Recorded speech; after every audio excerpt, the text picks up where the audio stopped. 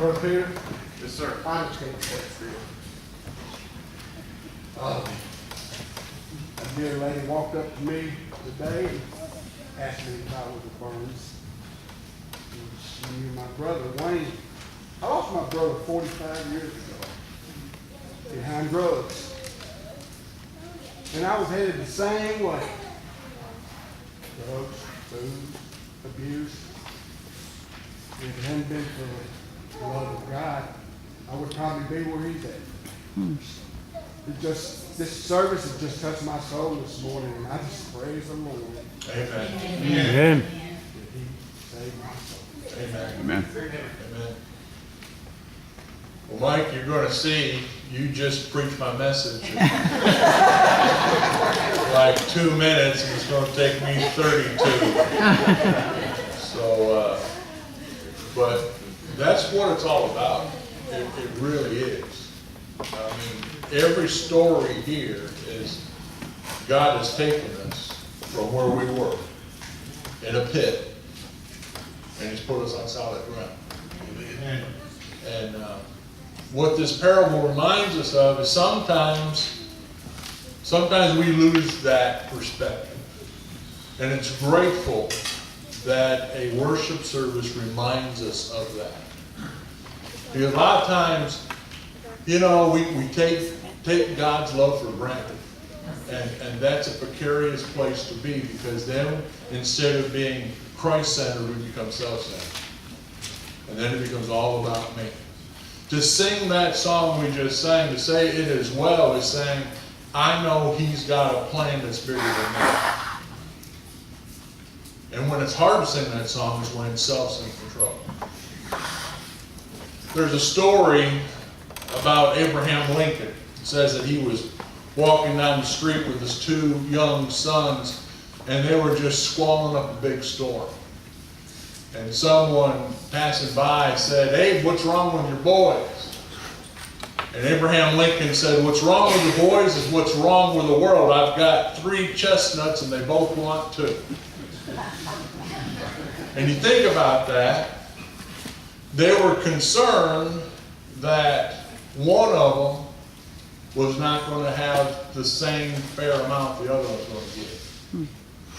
And isn't it how we are in life? You know, you think of all the human traits, the qualities that we have as people, and probably the least admired trait that we have is that fear that someone else is going to get more or something that you didn't get. And so that's kind of what governs a lot of our life is this. We want to call it justice. We want justice. We want life to be fair. We want to have an equal slice of everything. And typically our notions of justice are influenced by how we view our life. I think I'm entitled to a little bit more. I've been good, so I should get 2 pieces of pie. And a lot of times we also think justice is served by how we observe others. Well, they don't deserve that. They shouldn't get that. But justice has a lot less to do with equality than we think it does. Gore Vidal said, he wrote, "Whenever a friend succeeds, a little something in me dies." And you think, man, that's a harsh statement, but sometimes that's how we live. We want people to have less than us. And then Jesus comes along and He messes everything up. Jesus was great at that. And He tells us that we should not look at how big we get things. He says that the first should be last. And Jesus says it's not just about material things, it's how we view spiritual things as well. Sometimes this thinking of I want a little bit more permeates our spiritual attitudes as well. And so Jesus is dealing with this very type of thinking in the parable that we're looking at this morning. This is week number 9 of the kingdom of heaven is like. We started way back in the 1st of June. And remember that parables are these earthly stories that Jesus tells. Most of the time, I think it was in the situation. They're walking by, he sees something, and he tells those who are there, the disciples and whoever else, the kingdom of heaven is like this. And so he's taken the everyday to illustrate the eternal. He's taken the secular to reveal the sacred. The context of this parable tells us that Jesus was traveling on the east side of the Jordan River, and he's coming alongside a vineyard. And he stops and he tells this story. It's found in Matthew chapter 20. We'll look at verses 1 and 2. It says, "For the kingdom of heaven is like the landowner who went out early one morning to hire workers for his vineyard. And he agreed to pay the normal daily wage and sent them out to work." It's time for harvest. The grapes are ready.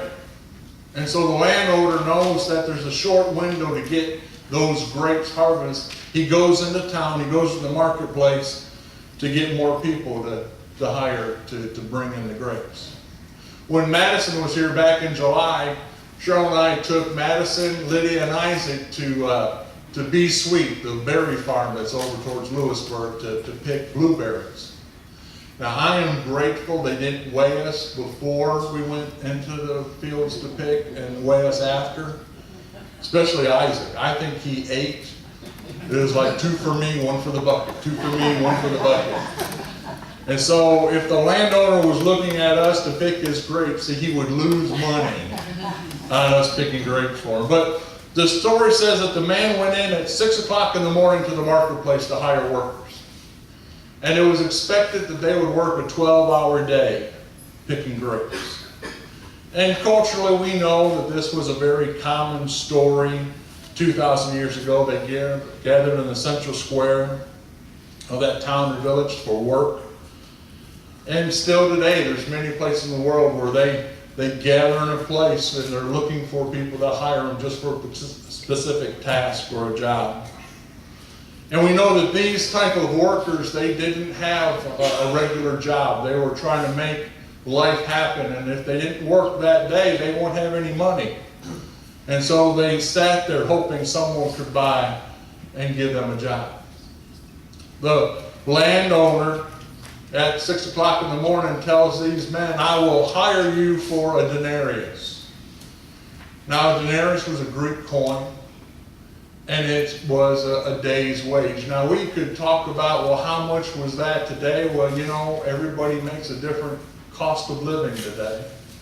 And so really all we need to know is that they were told that they were given a day's wage for a day's work, and they really had nothing to complain about. They were going to get a full day's pay. Now, the story continues to unfold, and it tells us that maybe the landowner had more grapes than he thought, or maybe these men that he hired at 6 were working a little bit slow, but he went back at 9 o'clock in the morning and he hired a few more. And then it tells us he went back at noon and hired a few more. And then he went back at 3 in the afternoon and he hired a few more. And we're told each time that this is what he said in verse 4. He said, "So he hired them, telling them he would pay them whatever was right at the end of the day." Now, he only told the men he hired at 6 in the morning they were going to get a denarius. He never told these other workers he hired how much pay they would receive. So they were trusting him. Now, there are some who look at this parable and they want to assign values to what's going on with these people being hired at different times. Here's some of those theories. One is that it's about covenant relationships. Matthew Henry is one of the ones who feels that that's what this parable is showing, that the covenant relationship is first given to the Jews and then to the Gentiles. And he said that's why some were hired at one point and others at the other. And Matthew Henry, in fact, says the direct object of this parable seems to be to show that the Jews were first called in the vineyard, and at length the gospel should be preached to the Gentiles, and they should be admitted to equal privileges and advantages with the Jews. Another person says that no, it represents church ages. It shows that that they first heard the gospel when Jesus was there, and then they talk about it in Acts, and it goes on up through the last were hired were the age that we're in now. And it could be that way. I mean, you could certainly see time periods of the church history.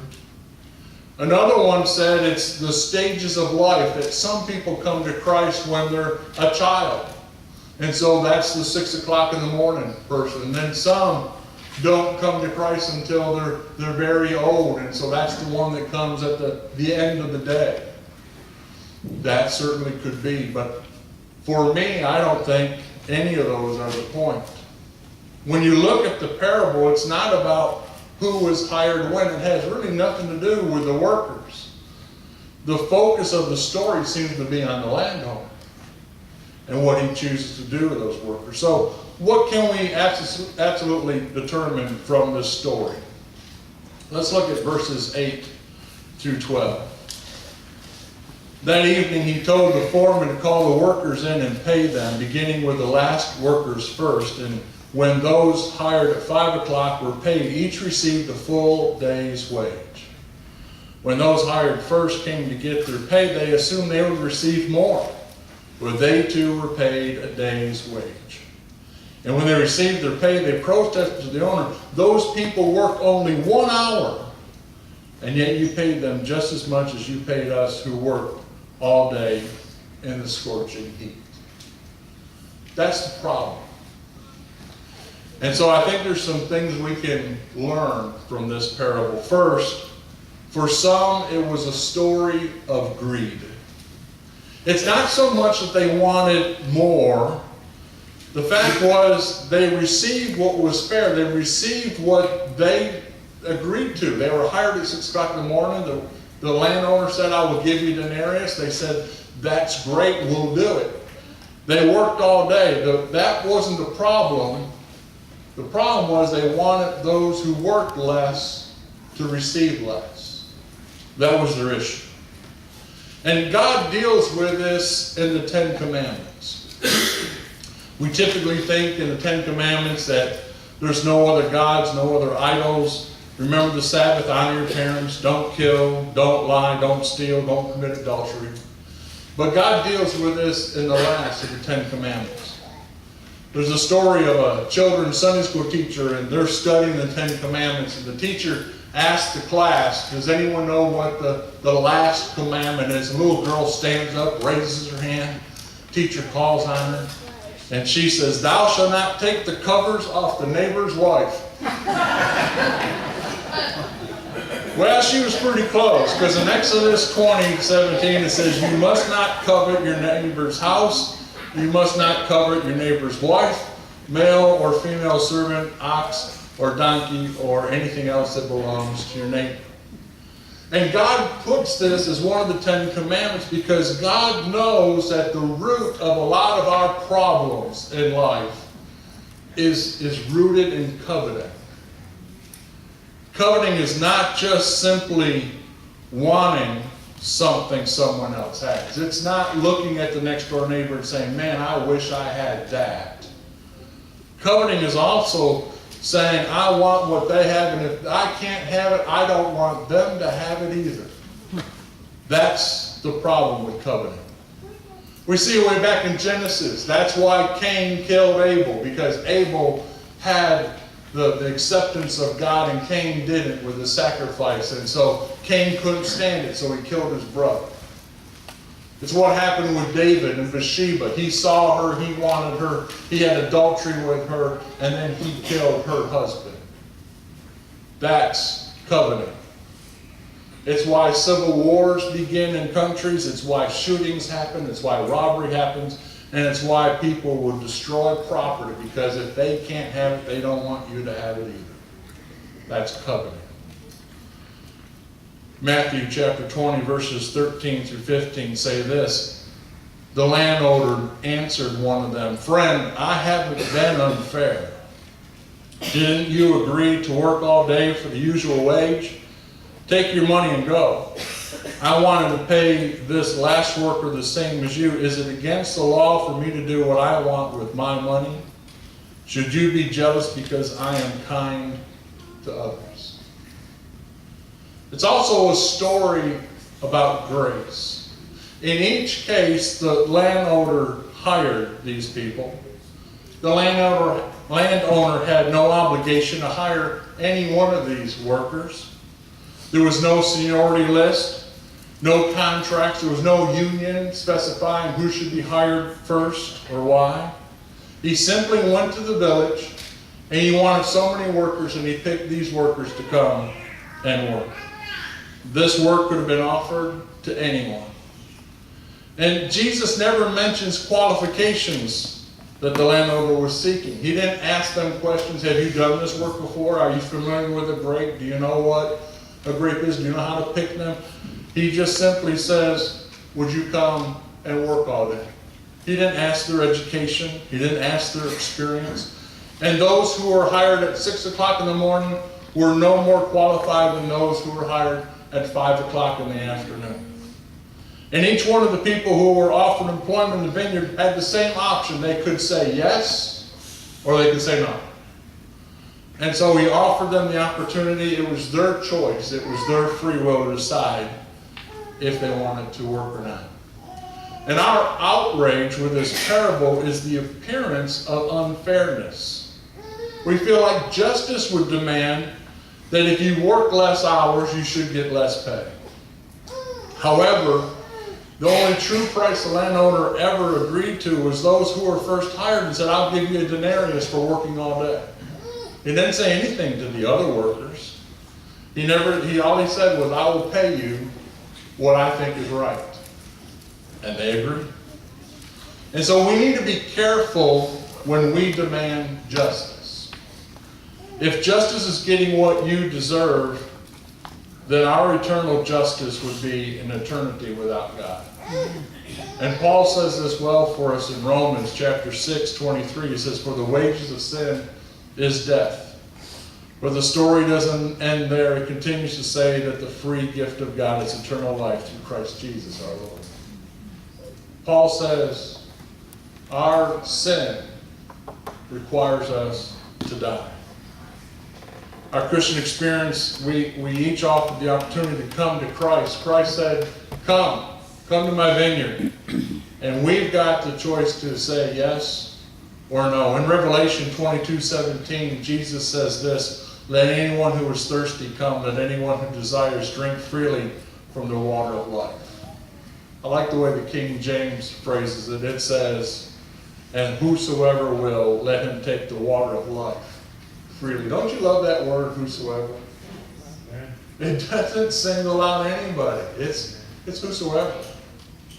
It's whosoever. It's the invitation is open to all to drink from the spring of life, not because of who we are, but because of who Jesus is.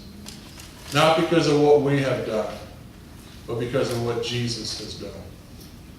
It's all whosoever.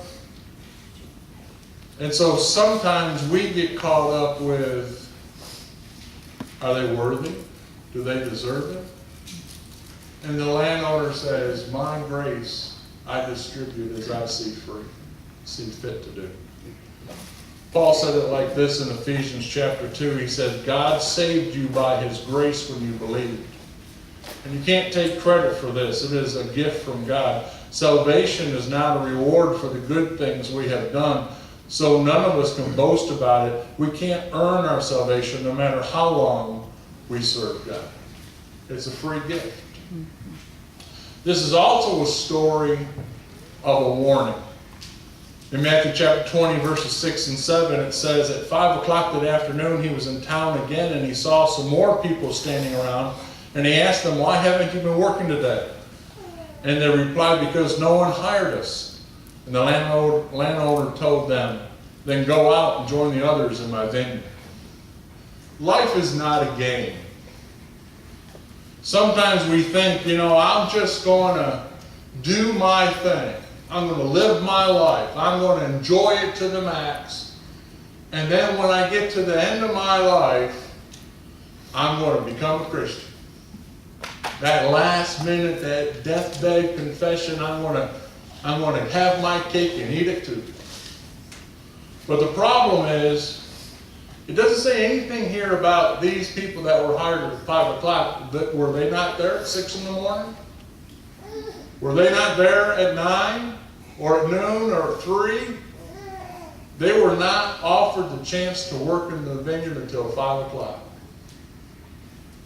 It appears that they could have left. You know, did the vineyard owner say at 3, do you want to come? And it's, nah, you know, it's getting hot, it's late in the day.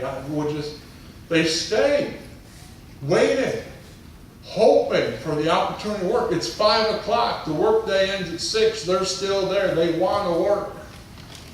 But the landowner never said, come work in my vineyard until 5 o'clock. You and I will never have the ability to tell God what to do. And if you think you can tell God, now I'm ready to be saved, you're mistaken. Someone said that a deathbed confession is burning the candle of your light for the devil and then blowing the smoke in God's face. Someone else said, many a man who was planning on coming to God at the 11th hour died at 10:45. 2 Corinthians 6:2 says, at just the right time I heard you, says the Lord, and on the day of salvation I helped you. The right time is whenever God's speaking. And we don't know when that is. So when He's speaking, it's a time to respond. But it's also a story about value. In the end, it's not about unfair payments. At the parable's conclusion, the full-day workers don't moan about them being cheated, but they feel like that there should have been some kind of equality between the workers that worked only 1 hour. Why would they get the full day pay? They only worked 1 hour. And why shouldn't I get a little bit more?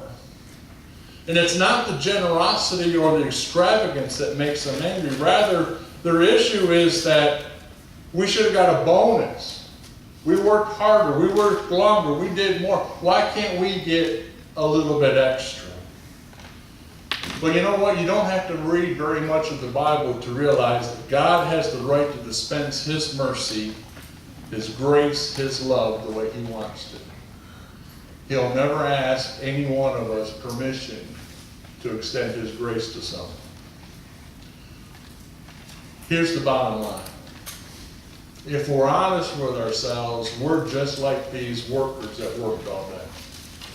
And you might think, no, I'm not like that. I think God can do what He pleases. But here's the rub. What if someone did one of these deathbed confessions we're talking about? They were rascals.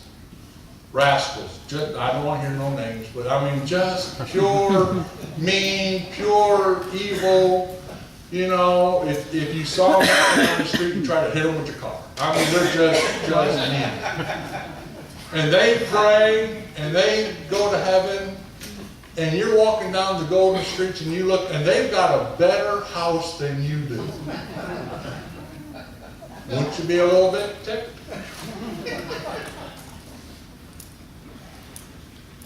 What about a person who is just a nasty person, and they get forgiveness? And you say, okay, well, I get grace, but you've been good all your life. Try to follow all the rules.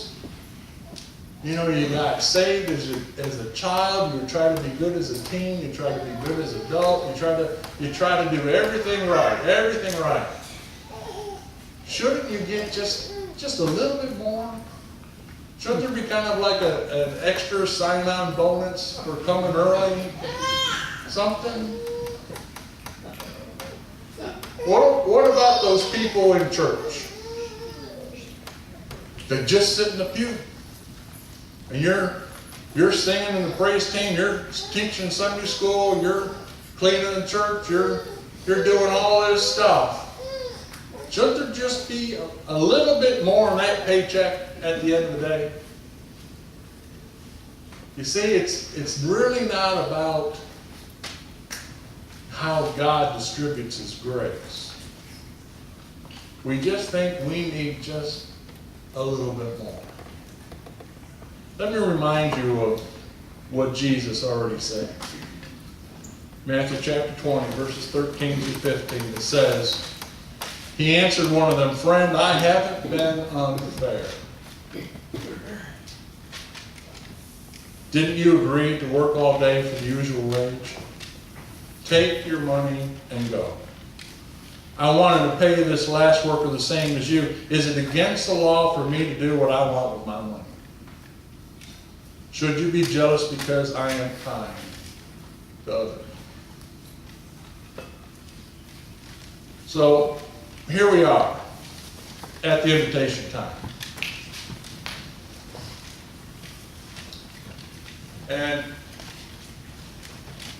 first and foremost, if you're not fully able to say with confidence, I know absolutely I'm a Christian, then I would say if the Lord is speaking to you, today is the day of salvation. But I realize for a lot of us, that's been settled. And I think we're just like those workers that work all day long, and we're thinking, I don't really like the way God distributes His grace. I don't think it should be everybody gets something. I mean, if we're honest about it, sometimes we think, I want it. And I want to go back to what you said, Mike. We need to just be grateful for the grace that we were given and not worry about everybody else. Because the reality is, if not for the grace of God, there go I. We could all be in a pit with needle marks, no one to love us, hadn't had a bath in who knows how long, and nobody cared. That's the grace of God. And so as we go on invitation, my request of you is this. And I'm not going to tell you how long to do it. I want you to express your thankfulness to God for the grace that you have received. Now, that could be a one simple sentence, or you may just say, Lord, I am overwhelmed by what you've done for me. You can do that where you're sitting. You can do that at the altar. You can do that the rest of this afternoon. Because the reality, my friend, is we did not deserve anything but an eternity in hell. For some reason, God gave us grace. Would you stand as we sing? And because He